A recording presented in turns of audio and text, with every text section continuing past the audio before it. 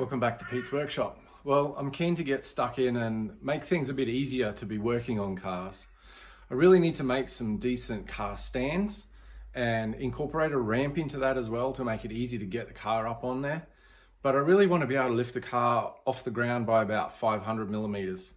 So I want to make some stackable car stands that basically the wheels will end up sitting on. And I want some other features as well. So stay tuned and check out what I've got in mind.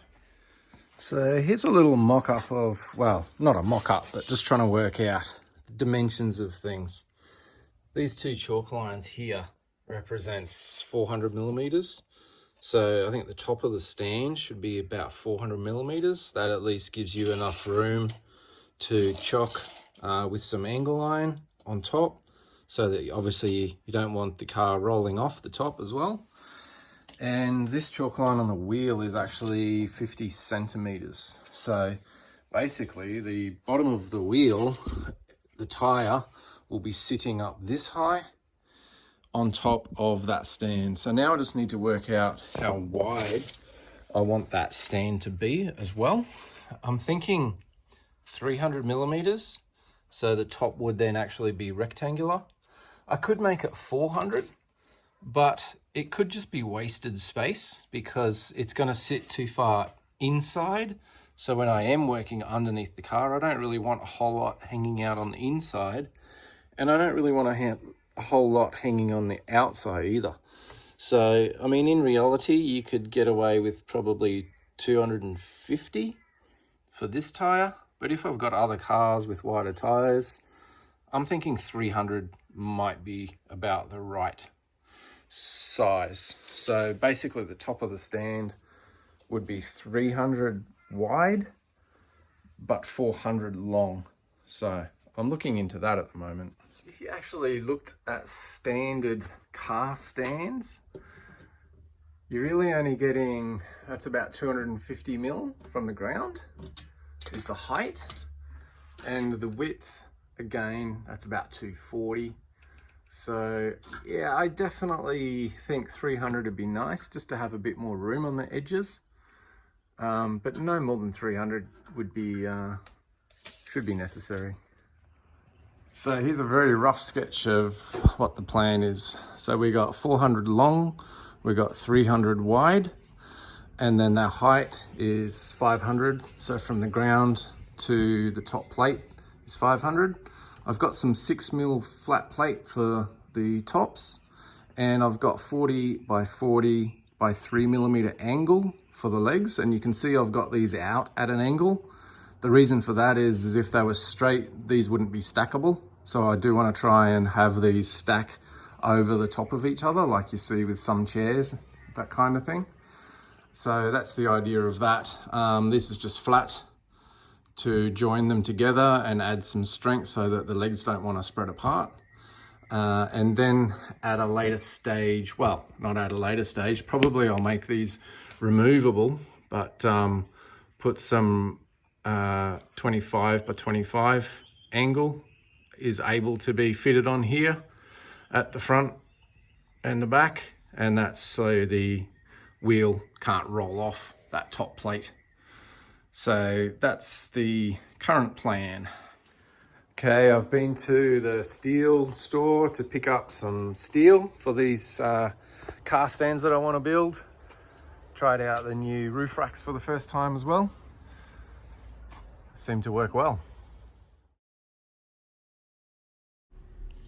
I'm just cutting up the flat plate here, the correct size for the tops of the stands. This is 6mm flat plate, and I'm just using my angle grinder with a nice thin cutting wheel to cut it.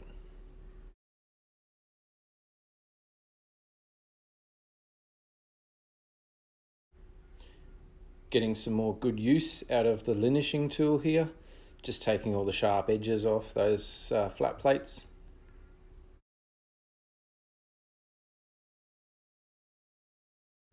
And here I'm just using my digital level, just for getting accurate and consistent angles on these, because the angles are all important for those legs to get that rake on them so that they're stackable. And here just grinding all the old rust and mill scale off these, ready for TIG welding.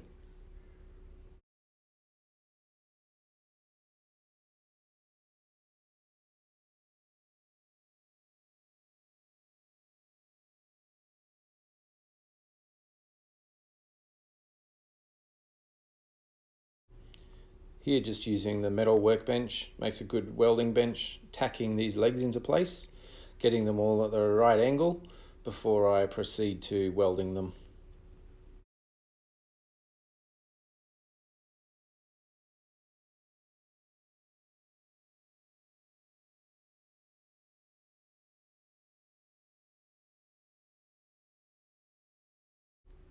Straight away, my first modification to the original design is having these bracing angles, so 45-degree braces from every side. And this is how I did that, just with the chop saw.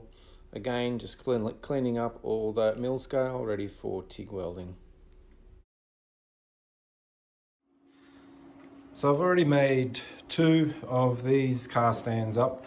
That's my design. You can see I've got cross bracing in every direction. And these are all fully TIG welded. So starting to get my skills into some TIG welding, and quite happy with the results. It's coming up pretty good.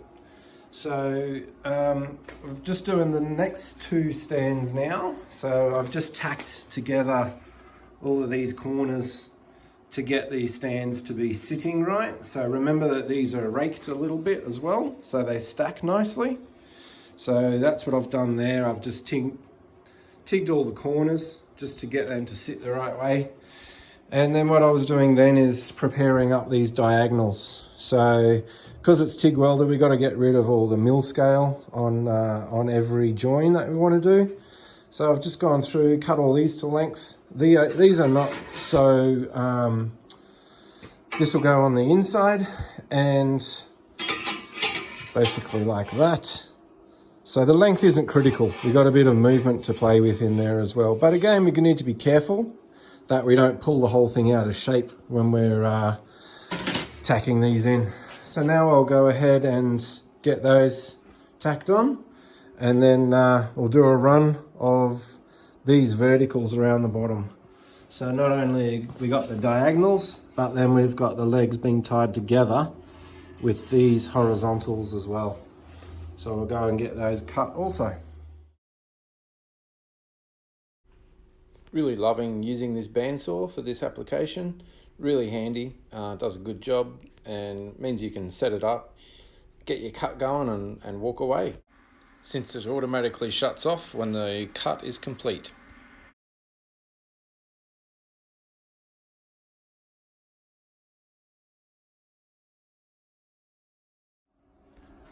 I found this to be amazingly useful for doing fabrication work.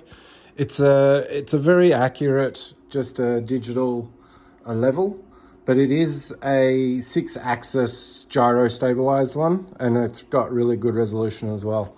So you can see that's pretty good there. We're almost exactly. And then what I'm doing is just to get these angles right, because obviously 45 degrees is your optimum bracing angle. I'm just whacking that on there to get my angle. Then I'll mark that up, get the mill scale off, and then I'm ready to repeat that process again and tack it in place.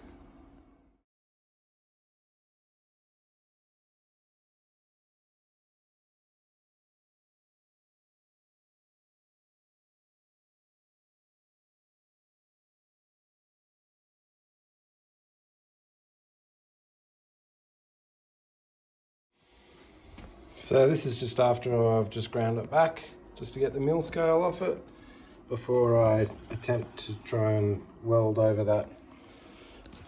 Loving this little tool as well. That's the right angle Milwaukee die grinder, and that's actually just a Scotch-Brite pad. Works amazingly well, so really good.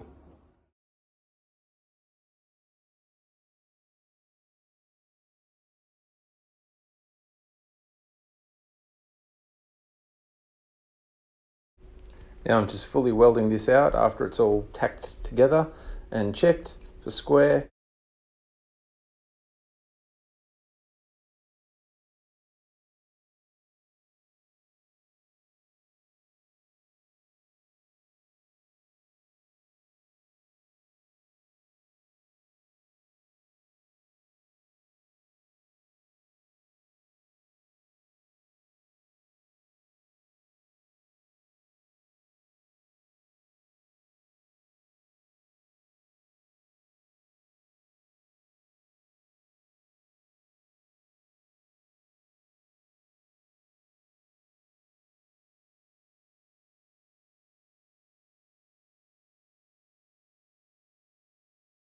And here is the finished product sitting on the bench.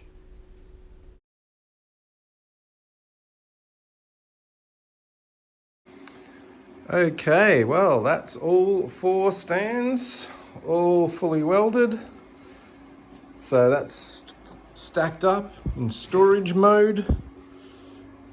I'm pretty happy with that. That's gonna be really good. So there's a little bit more work to do. I'm gonna work on the ramps and some stops to make sure the car doesn't roll off.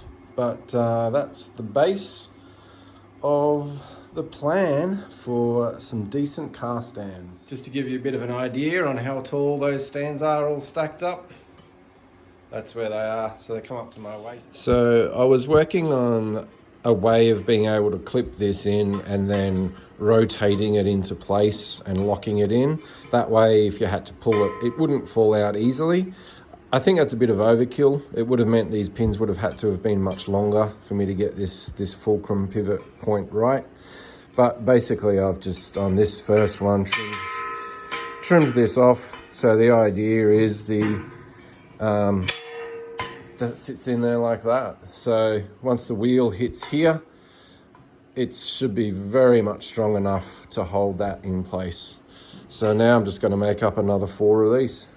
I want to make sure that these are all, hopefully I can use any one of these in any one of the stands. So I'm going to go to a bit of effort to try and get these all very accurate. But there's all the parts I've cut up to make those. Always a good idea when you're making up holes to fit things like these, just quickly make a jig. So this just clamps on and then I can drill that across, move it to the next one, drill those, move it to the next one, drill those. So get all your pilots done and then you're able to quickly make sure they're all accurate and makes things a bit easier. So just going through after I've pilot holed them all and drilling the actual hole size through all of the stand tops.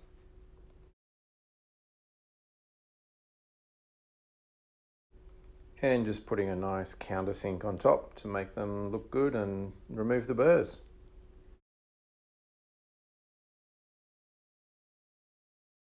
And here's my first test. So jacking up the car, putting the front of the bowl well on those stands and clipping on the stops, and it's all looking really nice.